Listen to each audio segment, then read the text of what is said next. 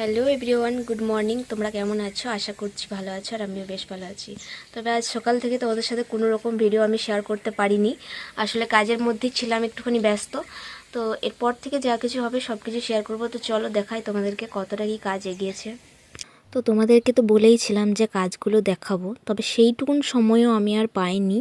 আর এখন দেখো, এই যে ভাত হয়ে গেছে, আর তারপরে এই যে মার গালছি। আর এই যে মার গালছি, এটা একটু ভয় ভয়ে গালছি, কারণ আদিকে নিয়ে না প্রচণ্ড সমস্যা। ও দৌড়াদৌড়ি এত করছে, আর এখানটা ছাড়া না একদম মারটা গালা যায় না। যাই হোক, এখানে আদির কাজ দেখো। দেখো আদির কাণ্ড দেখো, কয়লাগুলো গোটা ঘরে ছড়িয়ে ছিটিয়ে কি করেছে দেখো অবস্থা, দেখতে পাচ্ছ?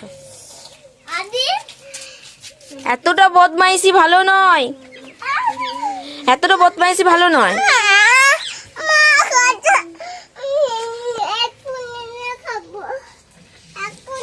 এখন দেখো, এই যে জানু কয়লাগুলো কুড়োচ্ছে, আর ওইদিকে আমি ভাত চাপিয়ে দিয়েছি, কয়লাতে আজকে চাপিয়েছি। আর আদি এখানে দাঁড়িয়ে আছে, এখন ওকে স্কুল নিয়ে যাওয়া হয়নি, মান্না আসুক তারপর ওকে একবার স্কুল নিয়ে যাওয়া করাবো।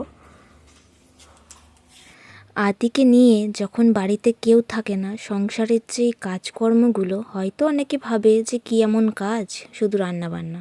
তবে রান্নাবান্নার মাঝেও যে বাড়ির অনেক কাজকর্ম থাকে, সেটা শুধু বাড়ির বউরাই জানে।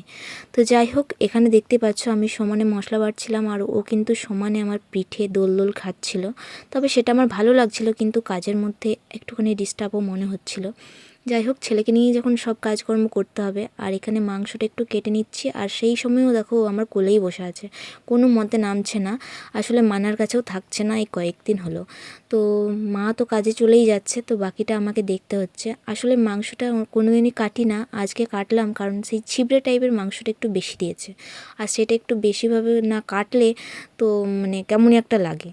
তো সেই কারণে আর কি কেটে নিচ্ছিলাম একটু ছোট করে। আর এইদিকে আদির ঝোলটা বসাচ্ছিলাম, বিট, লাল আলু, গাজর, কুমড়ো সব কিছু দিয়ে, কাঁচকলা, ওটা দিয়েই ওর মাংসটা রান্না করব। ওকে 5 মিনিট সবজিটা দিয়ে তারপরে ওর রান্নাটা করব। তো এখন ওর রান্না আমি বসিয়ে দিচ্ছি গ্যাসের মধ্যে। আর ওর মাংসটা আলাদা করছি, তার কারণ আমরা না এই একঘেয়েমি রান্না খেয়ে একদমই আর ভালো লাগছে না, কারণ আদির জন্য তো ঝাল মশলা খেতেই পায় না। সেই কারণে একটু ভাবলাম যে আজকে আমাদের মাংসটা একটু ঝাল ঝাল করে বানাবো। তো ওই জন্য আদির রান্নাটা একটু আলাদা করছি। আর এইদিকে দেখো, সন্ধ্যে ফুল এক গাদা কুড়িয়ে রেখেছি, বাবা এলে নিয়ে যায় আর কি।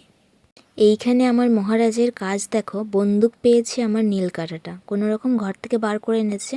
আর বালতির অবস্থা দেখো, ওখানে পড়ে আছে, বালতি ফাটিয়ে দিয়েছে, সব জিনিস ঘরে কি বলবো, নষ্ট করে দিচ্ছে, ভাঙাচুরা করে দিচ্ছে। আর এই সকল নিয়ে কোনো কিছু বলা চলবে না, তাহলে কিন্তু আমার শাশুড়ি মায়ের এই যে আমার গুন্ডা বেটা, দেখতে পাচ্ছ মুখে জল নিয়ে কেমন কায়দা করছে।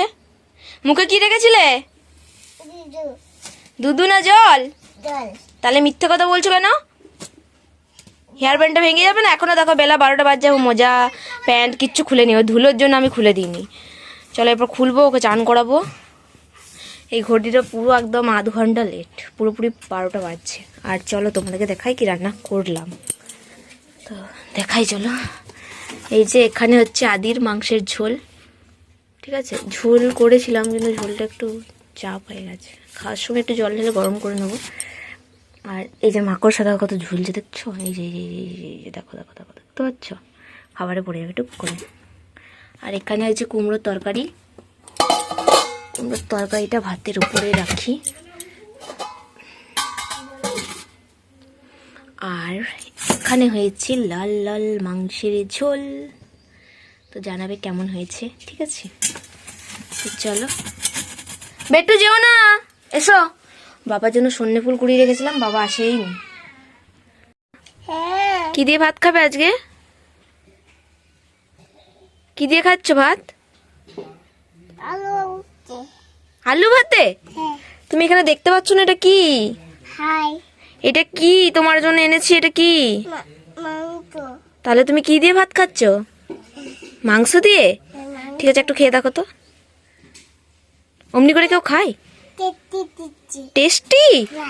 একটু খেয়ে দেখো, তবে তো বলবে। নাও, অমনি করে কেউ খায়? দেখো, ওর সবজি দিয়ে করে দিয়েছিলাম, এরপর খাওয়াবো ওকে।